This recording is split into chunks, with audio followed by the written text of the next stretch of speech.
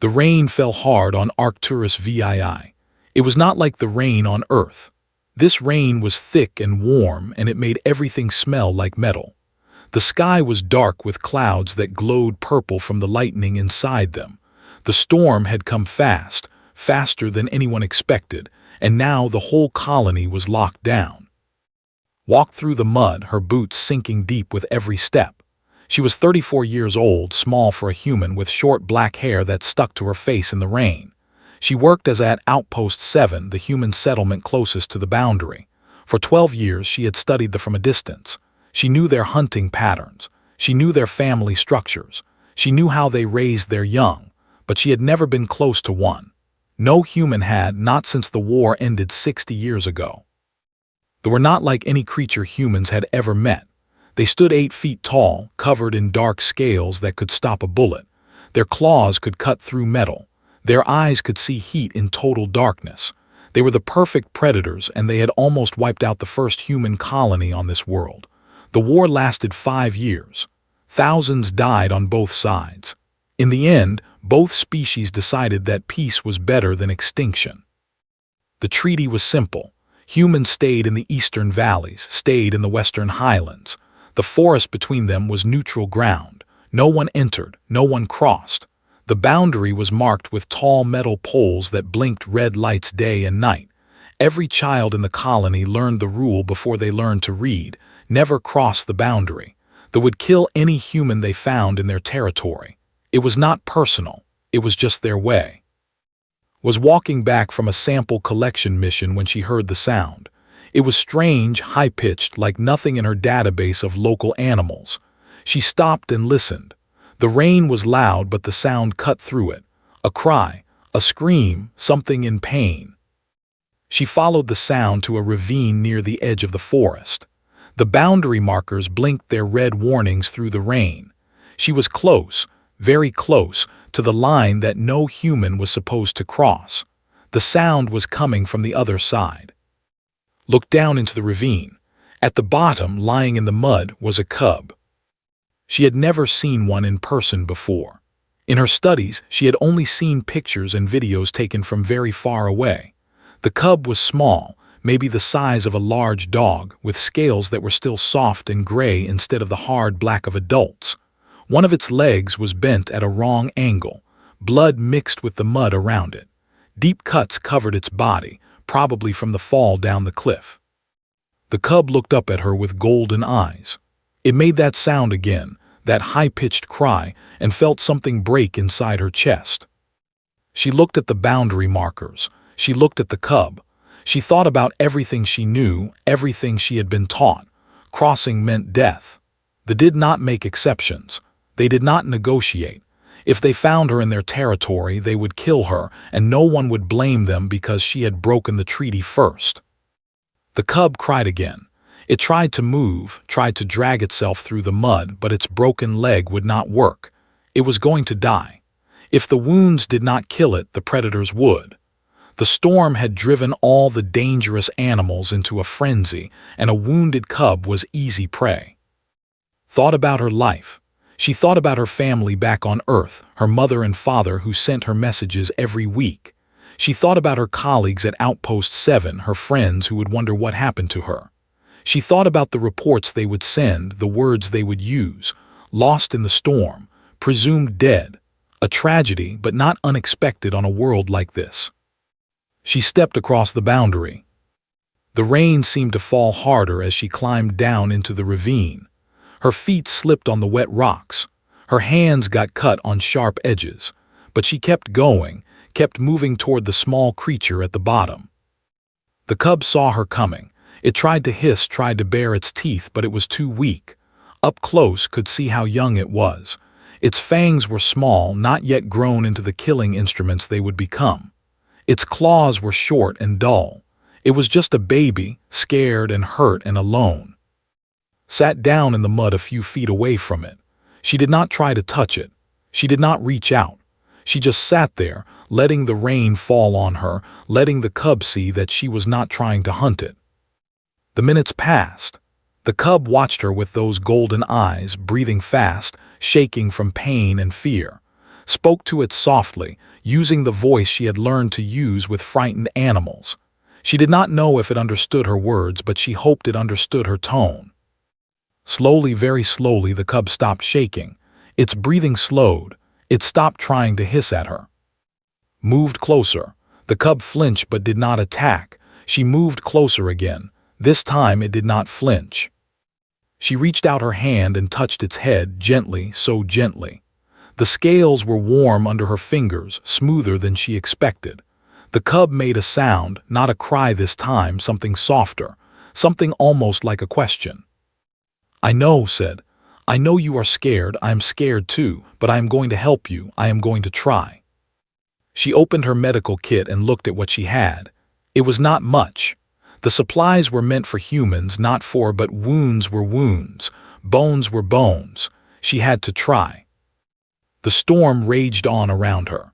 The red lights of the boundary markers blinked in the distance, marking the line she had crossed, the line she could never uncross.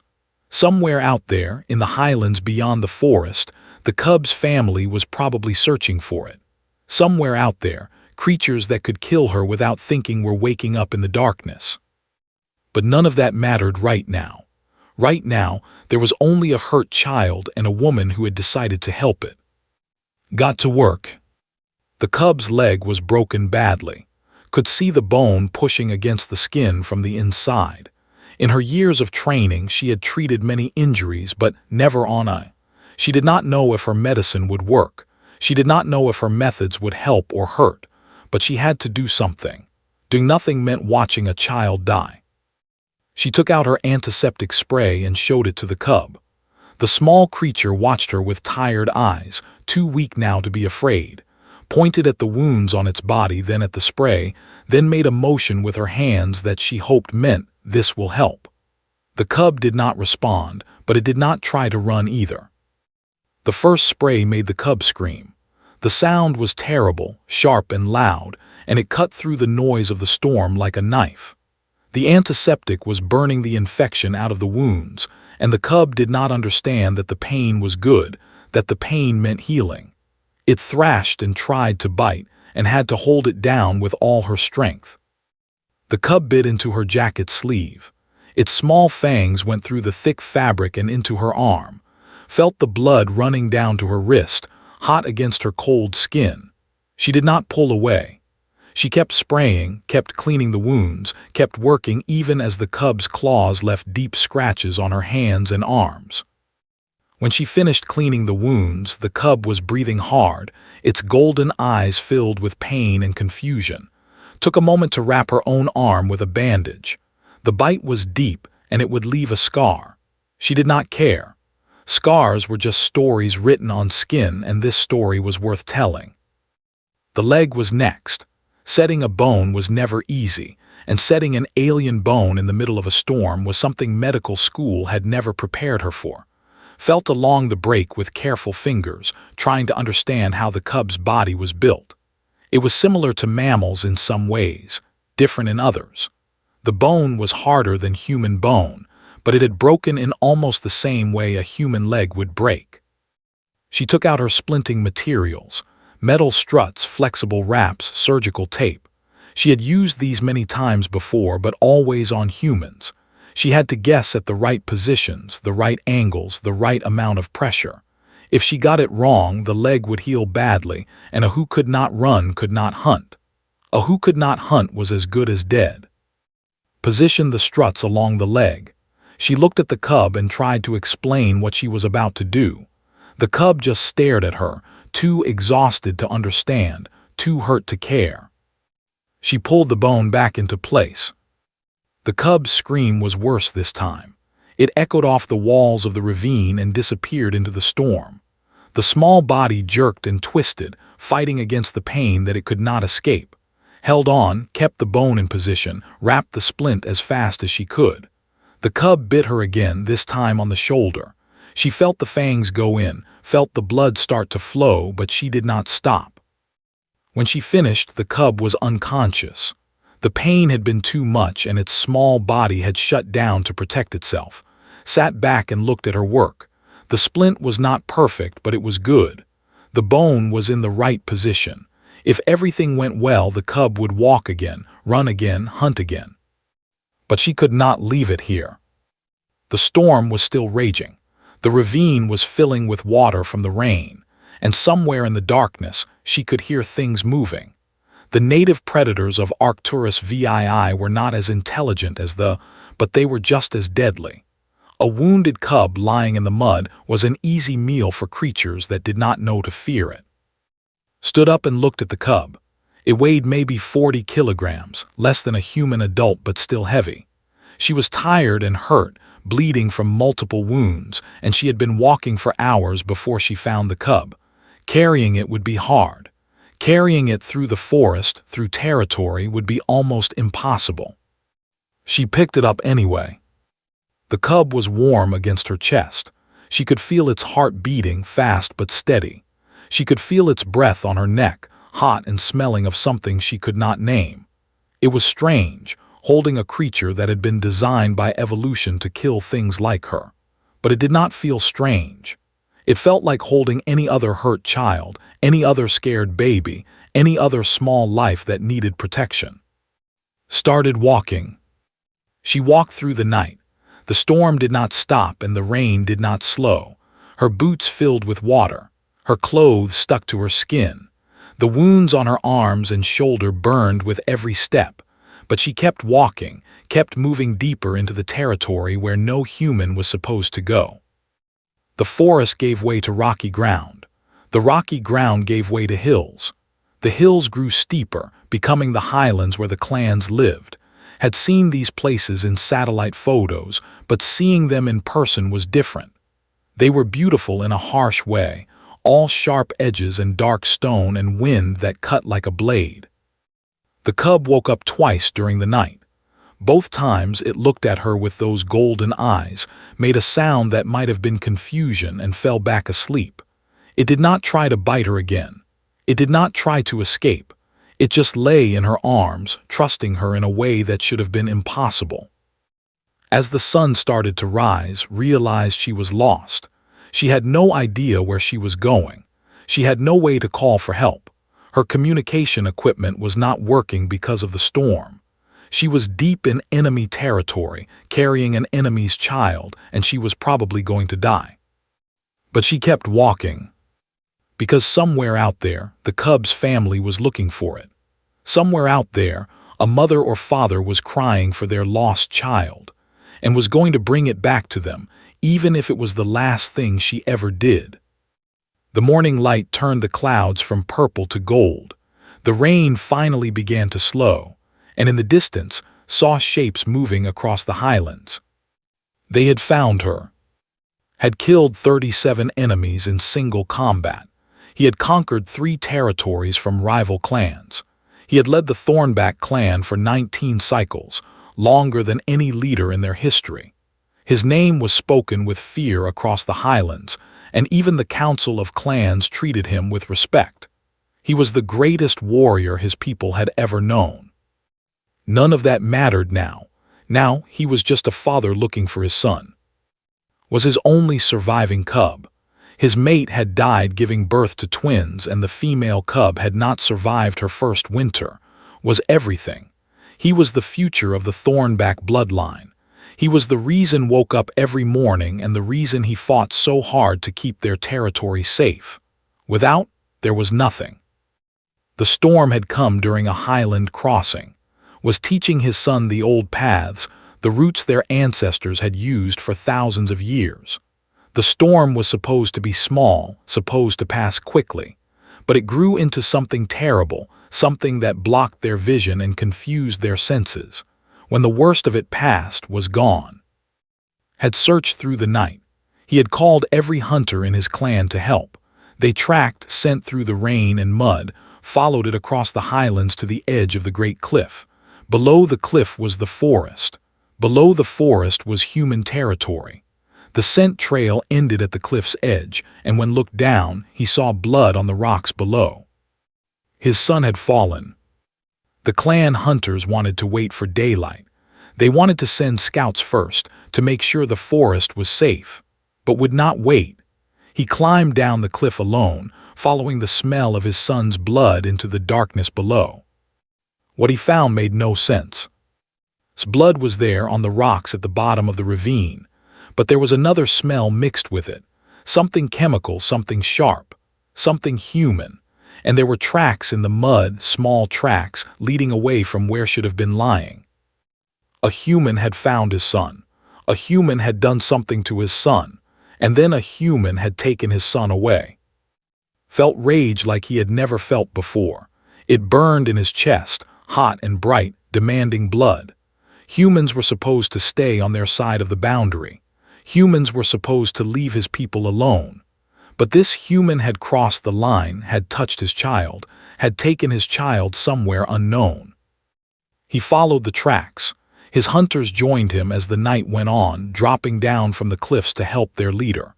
The trail was clear in the mud, 2 sets of prints now, one human and one. The human was carrying. Could tell by the depth of the prints, by the way they staggered under the weight. As they tracked, noticed something strange.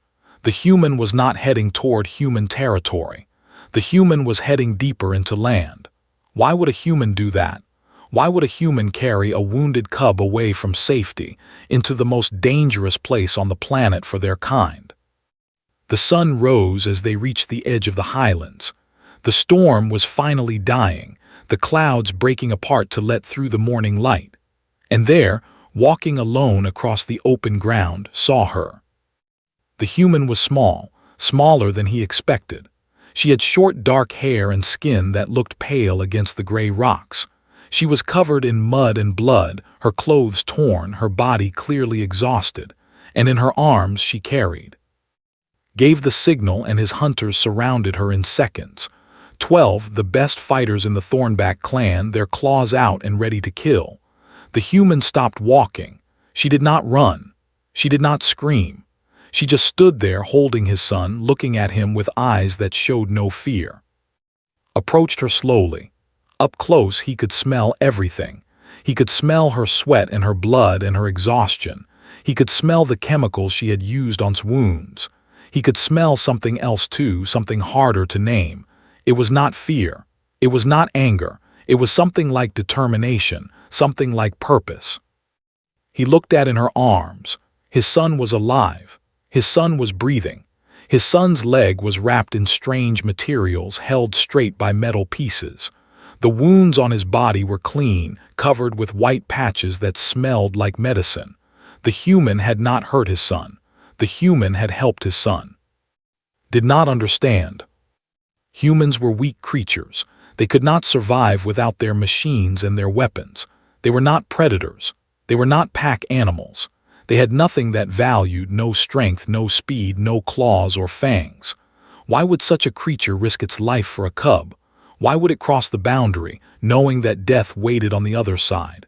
Why would it carry an enemy's child through the night into the heart of enemy territory? The human did something then that did not expect. She lowered herself to the ground slowly, carefully. She held out toward him, and she spoke.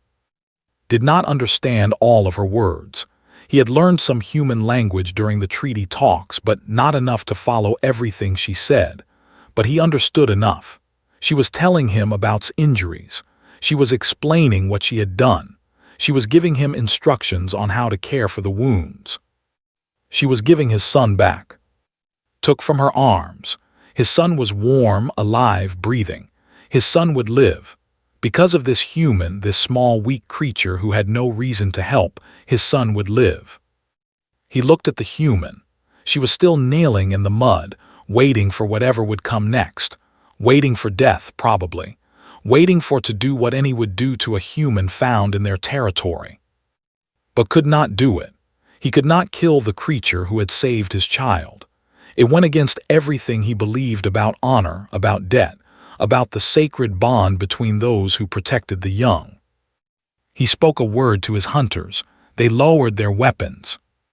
The human looked up at him, surprise in her eyes. She had expected to die. She had crossed the boundary knowing she would die. And she had done it anyway for a child who was not hers, for a child whose people would have killed her without hesitation. did not know what to do with a creature like that. He did not know what to think about a species that could produce such a creature. All he knew was that something had changed, something important, and the world would never be the same again. He turned and began walking toward the clan grounds, his son in his arms. He did not look back to see if the human was following. He did not need to. She followed through the highlands, her legs shaking with every step. She had been awake for more than 30 hours. She had not eaten since the morning before. Her wounds were starting to burn, a sign that infection might be setting in. But she kept walking because stopping meant death, and she had not come this far to die now. The around her were silent. They walked in a formation that kept her surrounded at all times, their massive bodies blocking any path of escape. Not that she was planning to escape. She had nowhere to go. She was deep in territory, far from any human settlement, far from any hope of rescue. Her only chance of survival was to keep following the giant with the face who carried the cub she had saved. They walked for hours. The sun rose higher, burning away the last of the storm clouds. The highland air was thin and cold, and found herself gasping for breath as they climbed higher and higher into the mountains. They did not seem to notice the altitude. They moved easily, their powerful legs eating up the distance without effort. As they walked, had time to think. She thought about what she had done and why she had done it. She thought about her life, all the choices that had led her to this moment. She thought about her parents, who had begged her not to take the job on Arcturus VII. She thought about her colleagues, who would probably never know what happened to her. She thought about all the things she had wanted to do, all the dreams she had not yet achieved. But she did not regret what she had done. Looking at the cub in the warlord's arms, she knew she would do it again. Some things were more important than survival. Some things were worth dying for. A child's life was one of those things, no matter what species that child belonged to. The clan grounds appeared ahead of them. Had seen these structures in satellite images, but the images did not capture how impressive they were. The buildings were carved directly into the mountain stone, massive structures that looked like they had grown from the rock itself. There were hundreds of them, maybe thousands, spreading across the highland plateau in a pattern that suggested careful planning. This was not a primitive settlement. This was a city. The who lived there stopped what they were doing as the hunting party approached.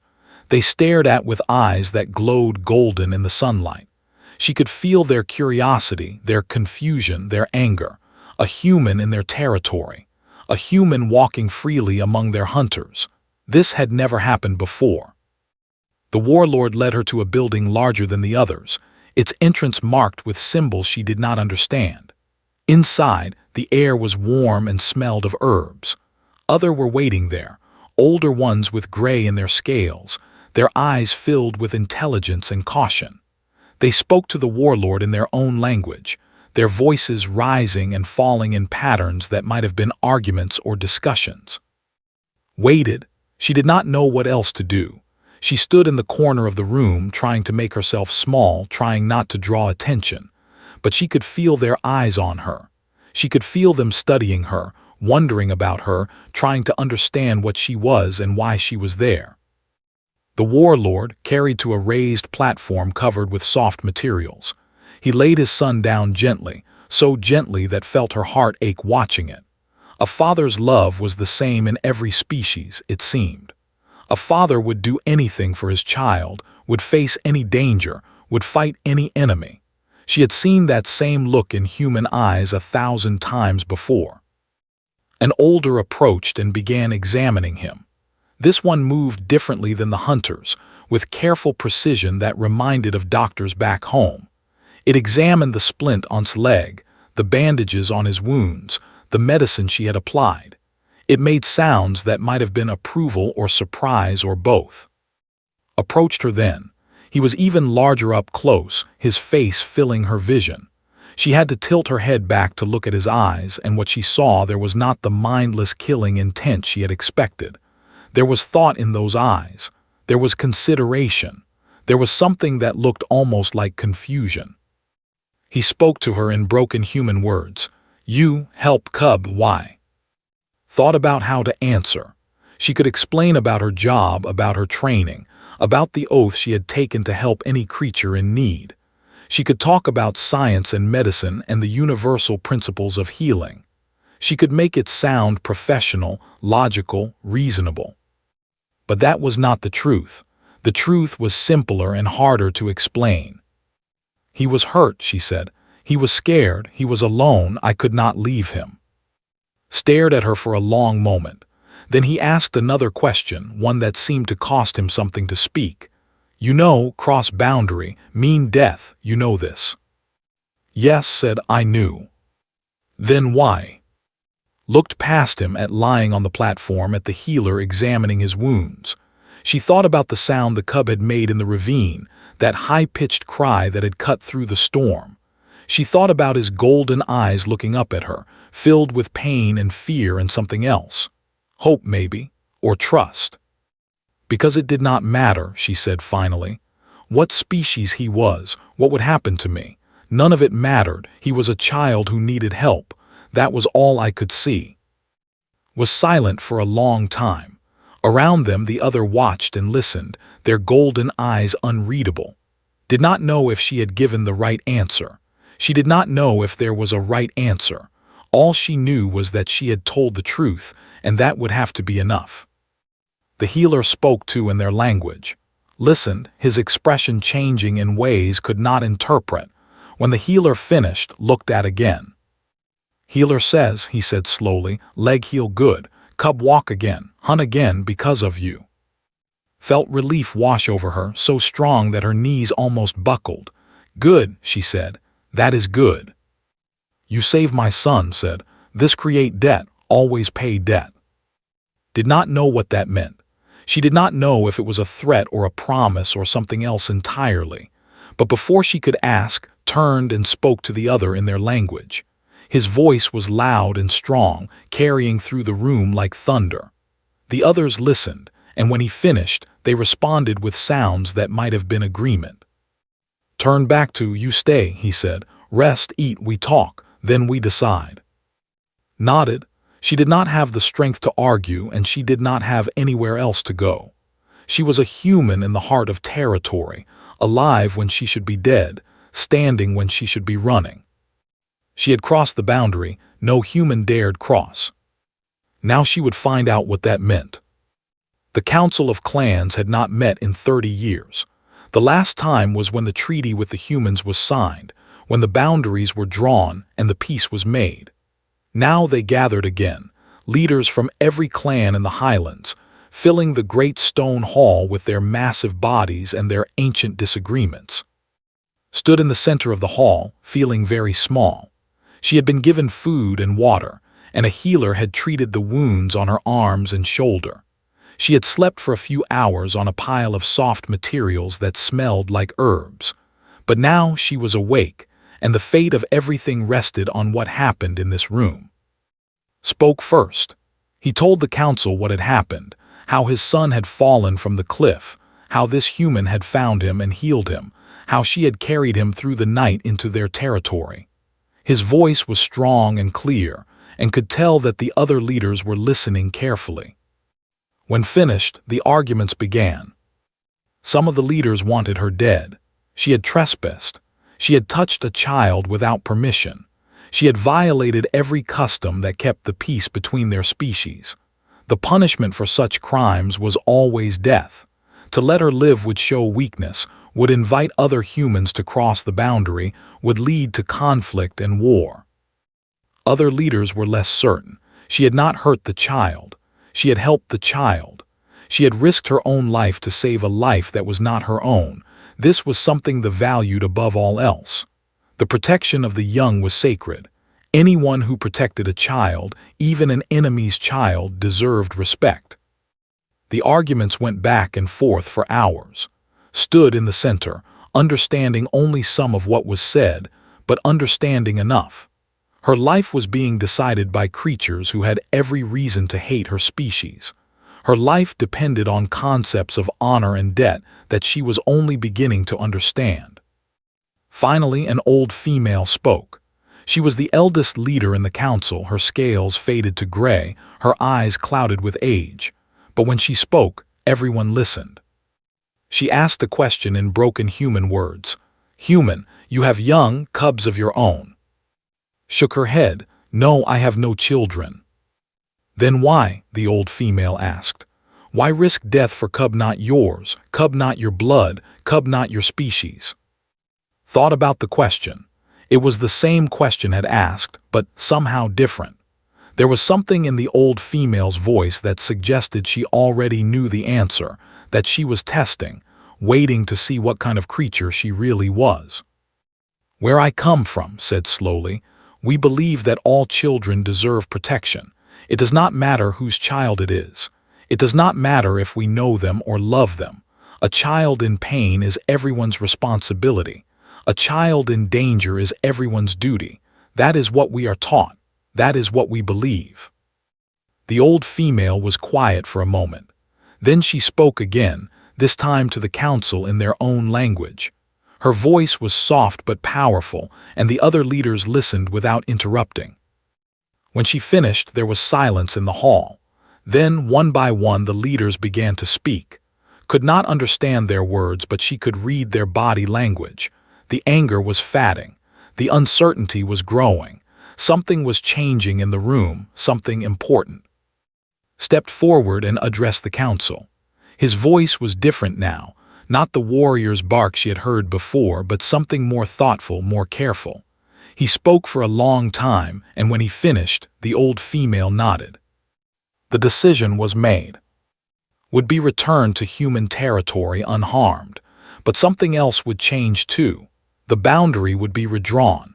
A new zone would be created between their territories, a place where humans could meet, not as enemies but as neighbors, not as threats but as possibilities. It was a small change, just a few kilometers of neutral ground, but it was also the first change to the treaty in 60 years, the first step towards something that neither species had ever imagined, the first crack in a wall that had seemed permanent. Escorted her to the new boundary himself. They walked for half a day through the highlands, past clan settlements and hunting grounds, past sacred sites where the bones of ancient lay in stone chambers. Came with them, walking slowly on his healing leg, refusing to be left behind. At the boundary stopped. Human territory stretched out before them, the valleys and settlements that had called home for 12 years. She could see Outpost 7 in the distance, tiny against the vast landscape. Her colleagues were probably there right now, mourning her death, writing reports about her disappearance. "Why?" asked suddenly. It was the third time he had asked the question, but somehow it felt different now. Not confused anymore, more like curious, more like he genuinely wanted to understand. Looked at, the cub was watching her with those golden eyes, the same eyes that had looked up at her in the ravine 2 days ago. He raised one small clawed hand in a gesture she had taught him during the long night when she carried him through the forest. A wave, a human wave. "Because that is who we are," she said. "Soft flesh, weak claws but strong hearts. Hearts that see a hurt child and cannot walk away. Hearts that cross boundaries even when it means death. That is what makes us human." Looked at her for a long moment. Then he did something she did not expect. He lowered his head, bringing his eyes level with hers. Among them, this was a gesture of deep respect, a gesture reserved for equals. "You carry the heart of a hunter," he said. "Thornback clan will remember. Thornback clan will tell stories of the small human who crossed the boundary, who carried an enemy's cub like her own blood, who showed us that strength is not always in claws and fangs." Felt tears in her eyes, but she blinked them away. "Tell them something else too," she said. "Tell them that we can be more than enemies. Tell them that if one human could do this, others could too.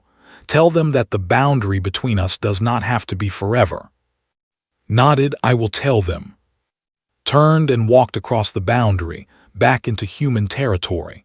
Her legs were tired and her wounds still hurt, but she felt lighter somehow, like she had put down a weight she did not know she was carrying.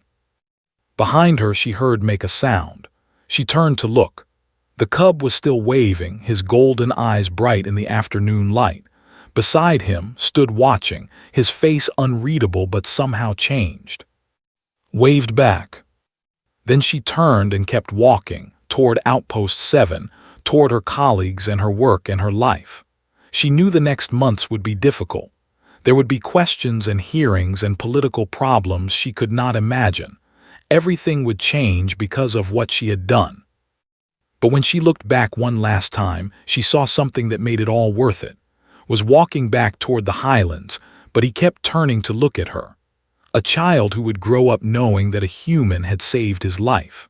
A child who would tell his own cubs someday about the small woman who crossed the boundary. A child who would always remember that enemies could also be friends. And somewhere in the space between two worlds, between predator and prey, between fear and hope, something new was beginning. Because one human woman had looked at an alien child and seen only a child. Because she had stepped across the boundary no human dared cross. And carried him like he was her own blood.